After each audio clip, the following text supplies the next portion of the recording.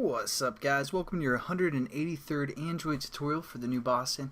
What we're going to do is, I told you guys we'd get into texturing. I was going to like print a bitmap on the triangle or something like that, but you know, that'll probably take up too much time, and we've been doing a lot of GL stuff or OpenGL stuff, so I'm just going to, print some colors on our triangle instead, and hopefully we can get everything done within this tutorial. So that's what we're going to be doing. We're going to open up our GL triangle class, and we're going to set up a new array that's going to hold our values for each vertex, each vertice here. Each vertice will have a different color value. They'll kind of blend together. You can see how that works. So what we're going to do is we're just going to copy this float here, and we're going to change this to our RGBA for red, green, blue, alpha values, something like that, or just vals. And obviously this is going to take 4 values for each vertex: a red value, a green value, a blue value, and an alpha value. So let's just try and create something. So we're going to have it be completely red and completely green, and then no blue, and maybe 0.5 for alpha, so half transparent. For our first vertice, man, it's getting way too late here, and I don't really know what colors these are going to be. I'm always terrible with colors, so we're just going to kind of wing it. And then next one, we're going to say like a 0.25 F for the red. For the green, we're going to have 0. For the blue, we're going to say like 0.85, something like that. And then we'll have a full alpha, so it's completely opaque instead of transparent. And then we also have to put F here, I'm sorry. And then for our last vertice, let's say 0, 1, 1, and 1 as well. So there we go. Just basically our red, green, blue, and alpha values. And again, we have to set up a buffer for this. So it's going to be a float buffer as well, since we're working in floats here.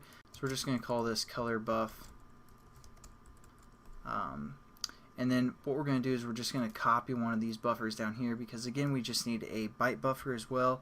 Pretty much everything is the same, except we're going to change this from PB to just T for like to C for like color, and also this one to C. And we also have to change this to a float buffer instead of a short buffer, and this to C as well.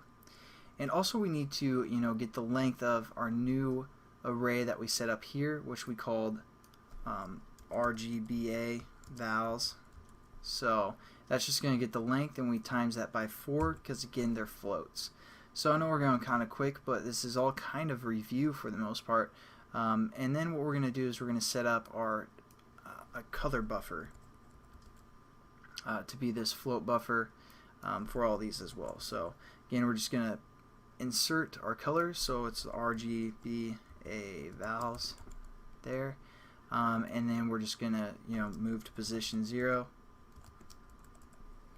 and then we're good to go. Now what we need to do is we need to go within our onDraw method, because this is where we're actually gonna draw our triangle and all that good stuff. And what we need to enable is the color array, so we're just gonna say gl.gl, see if I can get it, GL enable client state, and it's going to refer to the again GL10 dot GL underscore color array. And then we also have to disable this, so we're just going to go below where we draw our element and just say disable client state, and again we're just going to refer to the GL10 class dot GL underscore color array. And then we also have to set up our pointer for our colors for each vertex and all that good stuff. So right below or right above our draw elements and below our vertex pointer, we're just going to say gl.gl color pointer down here.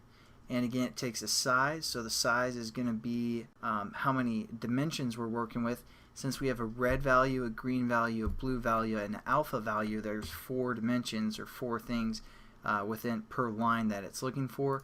The type again is a float, so we're just going to say gl10.gl underscore float, and the stride with 0, and the pointer is the pointer that we set up called color buff. And there we go. Let's just try and run it. Hopefully everything works. I don't think we need to set up anything within our renderer class. So yeah, our renderer class should be fine. We don't have to change anything there. And there we go. We have this crazy looking triangle with different colors for each one, and that's pretty much it for the OpenGL stuff.